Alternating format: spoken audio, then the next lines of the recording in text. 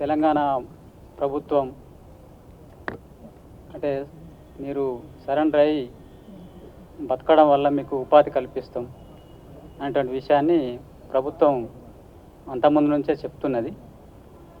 దాని నుంచి మేము కూడా ఇప్పుడున్న పరిస్థితి లోపల ఈ సాయుధ పోరాటం అనేటువంటిది పనిచేయడం అనేటువంటిది కష్టం, జరగదు. ఇప్పుడు ఆధునిక టెక్నాలజీ తర్వాత కమ్యూనికేషను పెరిగినటువంటి ఈ పరిస్థితులలో సాయుధ పోరాటం అనేటువంటిది నడవదు ఇప్పుడు.